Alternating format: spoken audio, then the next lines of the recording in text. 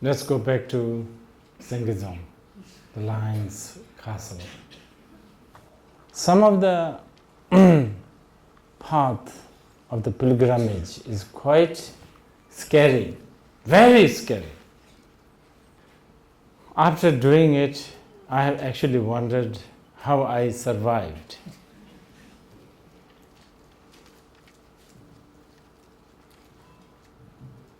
There were climbing to do on very, very steep cliff. If anyone fall, it would take months just to find the body.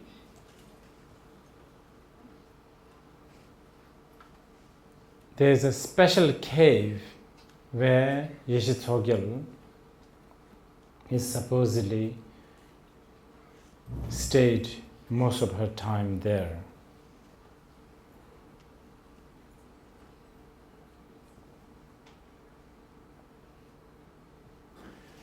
Growing up in a Buddhist environment, there is jaded but at times sincere curiosity about what realization is. What is it? What is that?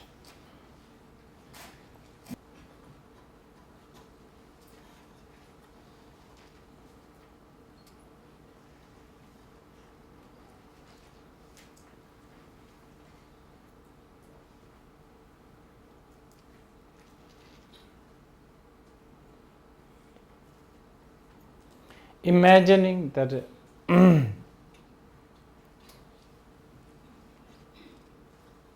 there's this habit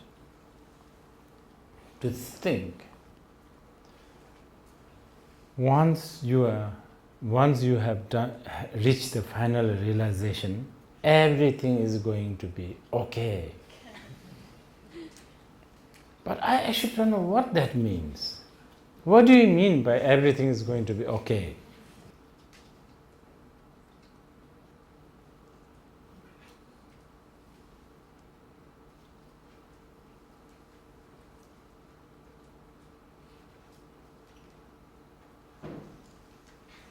Does it mean that I don't need to tidy up my room? Because that seems to be one of the most prominent suffering I have as I travel. Does it mean that I don't have to remember my schedules or plan ahead? Does it also mean things like it's okay to forget to charge your phone? That it gets charged all the time? On a bigger level, does it mean that we will never die? Because death seems to be the biggest sort of thing that we don't like.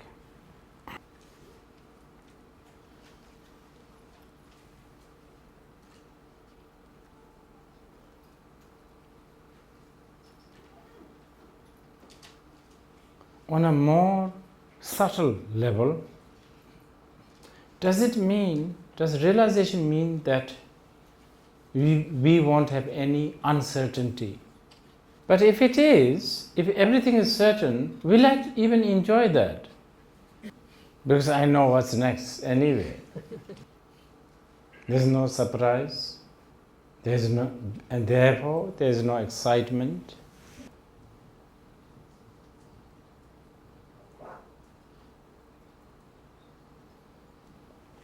So, we fathom what happened to Princess Yeshe Tsogyal after she realized. Most ideal is if we could meet her and talk to her, which according to the Tantric masters, my gurus, it is very, very, very possible. It is in fact more easy than doing a laundry. But because I'm bound by notion that she is already gone. Because I'm bound by this very narrow mind of time, I guess I don't have that trust, the innocent baby kind of trust. So, will be kind of difficult. But if we put some effort, we can understand a glimpse of what went on after her realization through her words and teachings that are left out of her compassion. I don't even remember all the details. For instance, in one case, when she dozed off, probably like a nap as short as of 30 seconds. During those few moments, she traveled into some of the most strangest land that she has never ever been in her life. She has been in places where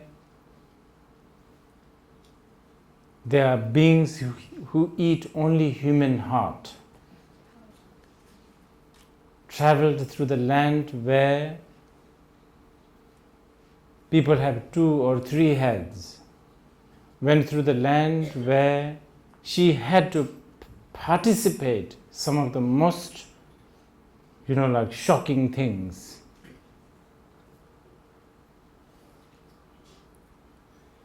All along, she had a wish to see her teacher, Padmasambhava.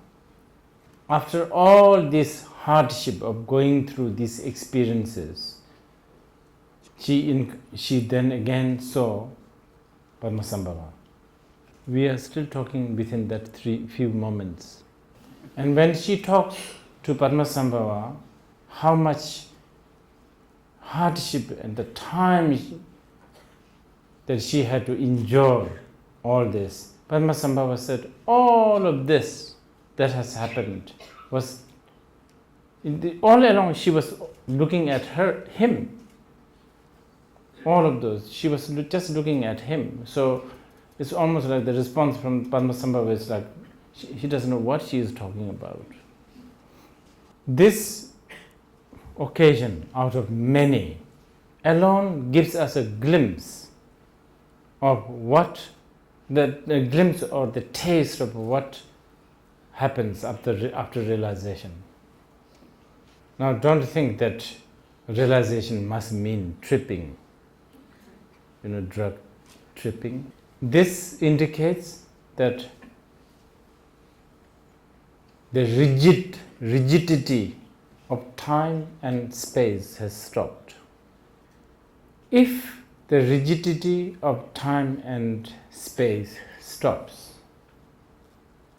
or maybe stop is not the right way, it doesn't function as how it is functioning now, then I think even for me, in my good days, I will want one. Because playing game in this endless space and time as what we have, how exhausting it is. We played this so much. Our grandparents have played that. Ancestors have played that. And look where we are now. It is still the same struggle. Still a lot of stress, still a lot of anxiety. And unnecessarily we create pressure and we invite that pressure upon us. For instance, like when I look at that young girl sitting right in front of me, and when I hear there's a new brand of lipsticks. It is going to be her pleasure. The world is just not kind.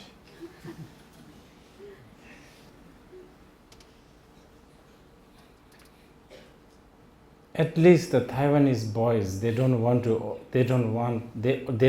want to look like Korean boys. You'll be surprised, in Bhutan, in the most remotest Himalayan kingdom, many young boys want to look like Korean boys. Finally, when I went to Korea last year, it's not that interesting because they all look same. And this is what I mean. The games that we play, we want to be different, yet we want to be in the trend, which means we want to be similar. So much conflict. And then, because of all that, our taste becomes shallow. Our style becomes so boring. We become victim of all the franchised phenomena. So, going back to being a Buddhist and leading a day-to-day life. Practically, what can we do? There's one thing. We do a lot of things, but one thing we don't do enough is contemplation. So, self-contemplation is important. That one, you can do it while you are chopping onion, while you are washing your underwear. And when you are good at it, when you are having the heated conversation with your wife or a husband or whatever, when you are good at it, you can insert that self-contemplation as you throw everything. When you are beginning to know that, how to insert the self-contemplation as you throw the plates, you will be amused. And you will be amused to yourself, and then you will be amused to just the phenomena of quarreling, just the quarreling. It's so amusing that we actually quarrel. It is amusing that we quarrel. Even more amusing, the subject matter of quarreling. You will feel like recording them and transcribing them and put it into family treasure. And then, I think we begin to learn how to take things in a manner of not big deal. And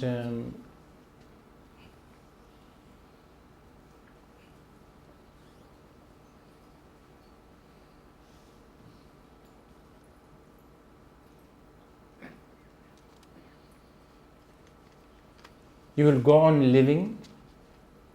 You will go on playing the game. You will go on even pretending that you are caught by the game. But because you know its futility,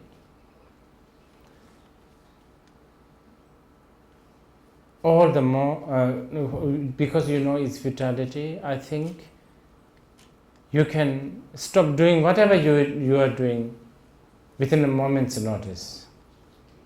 And in fact, that makes your living very full and rich. You will then realize being together with your friend or a family is a temporary thing. And I think, like a cherry blossom, it is beautiful because it's temporary. You will appreciate our life because of its temporariness. I have nothing much to say.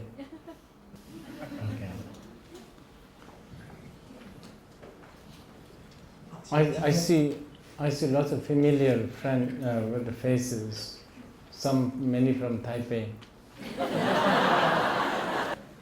I had, I have a lot of explanations about that. In fact, I even see some people from Shanghai. Anyway, first, I think I should take this as a,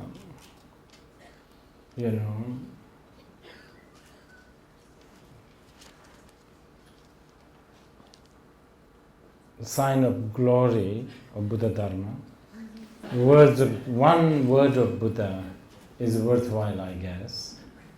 But because it is me, I'm doing the teaching, I have no choice but to also think that somehow we are so karmically indebted to each other. I heard in the ocean there's a big fish that gets eaten by small fishes, and sometimes the big fish, as he yawns, all the small fish get sucked into his mouth and they all die.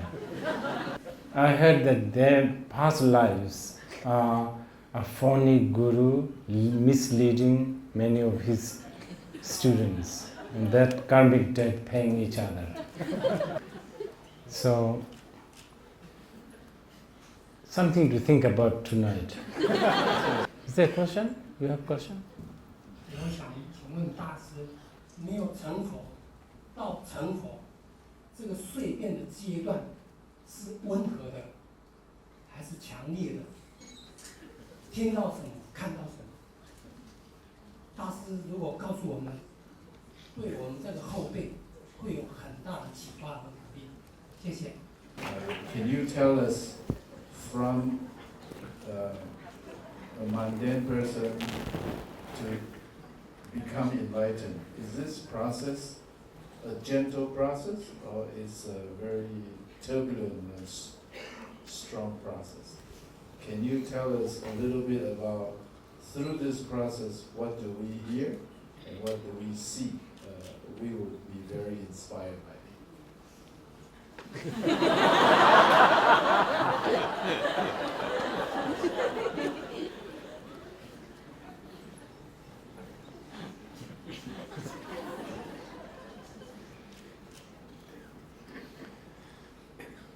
The second part, one again.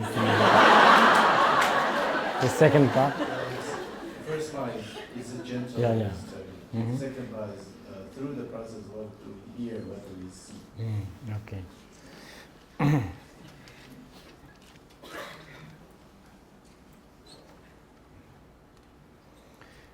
Actually, I take this question as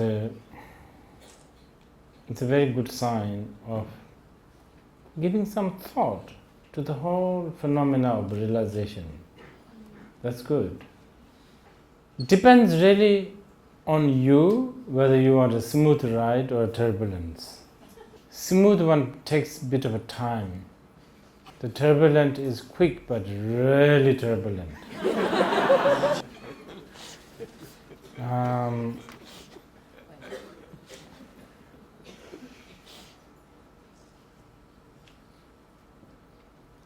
Both has its sort of pros and cons, so to speak.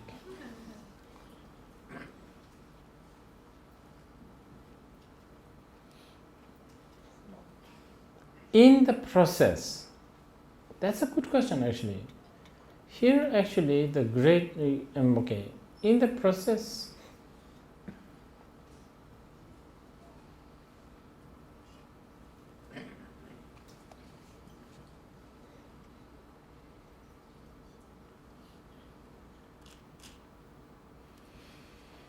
it will be similar to the closest example I can give you is the last stage of alcoholic effect. As you are about, you are so drunk, right? So now the power of alcohol is diminishing. So then you kind of know you have been doing all sorts of crazy things because of alcohol. So that kind of experience. When you're drunk, you are completely absent-minded, you undress in the public, all that. And when the effect of alcohol is diminishing, then suddenly you have awareness. But the effect of the alcohol is still there. When you are looking for the clothes, you will have little difficulty finding it. But at least you have this sense that you should dress. Okay, I should give you a classic answer for this. Buddha said, the size of the sky and the size of the palm will be one. Handful of a dust and a kilo of gold will be same. The value, etc. 请问一下仁波切，为何你独推崇这个止观打坐？还有，我想请问，仁波切可以在止观打坐这个问题上做更深入的开示吗？感恩。仁波切 you promote Zigandasa. Can you speak more deeply about this issue? Okay. Actually, it's related to the contemplation I was talking earlier. In order to bring the contemplation or the awareness, we apply different kinds of discipline. More likely to bring the awareness, at the same time browsing through the web, cooking an egg, reading a book, more likely you have a less chance to have that contemplation or the awareness. I mean, you have much less chance to have that. So, the discipline of just sitting somehow eliminates all of that, which gives you much more, the contemplation or the awareness, mindfulness is bring forth. However long you are just sitting, during that time you are eliminating a lot. For the beginners, initially, even as you are sitting, you could be planning your house, you could be counting money, all of that, but at least your body is intact. So that's already quite good. Okay, so I think this is a brief sort of reconnecting to this city, since this city is actually the first ever city I have came when I first came to Taiwan. I have noticed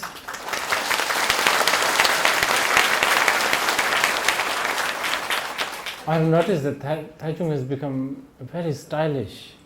I guess it is a good thing, but I kind of miss the old funky Taichung kind of atmosphere.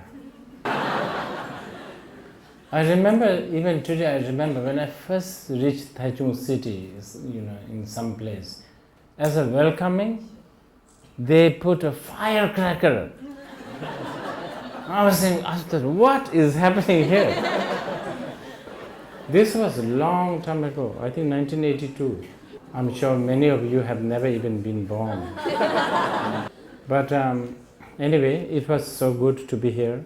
And I'm not flattering you guys, Taiwanese. You could listen to my teachings in America, in Japan, elsewhere. Taiwanese are the most warmest people on earth. And they're just so, they're so human to me. So please try not to lose that, and please try to teach that to the children. And now that I have told the others, you better behave.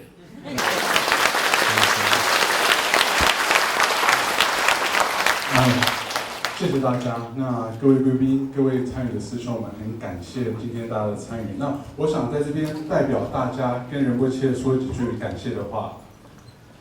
Dear Rinpoche, on behalf of Paramucha Centers and all of us here tonight, thank you so much for coming here and blessing us by sharing these profound wisdom teachings.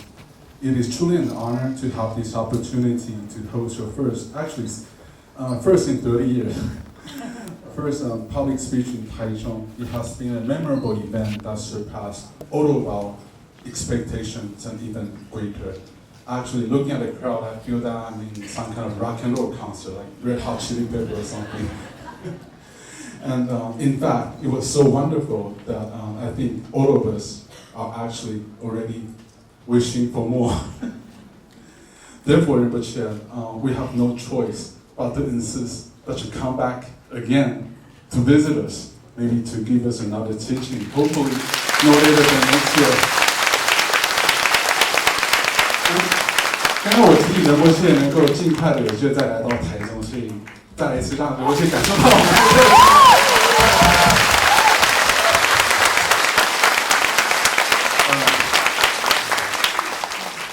In the meantime, we'll pray for your long life and that all of your hopes and aspirations for leading us, for leading your victims, for leading the sentient beings to liberation have no obstacles and quickly come to realization. And from the bottom of our hearts, thank you so much, Rinpoche. Thank you.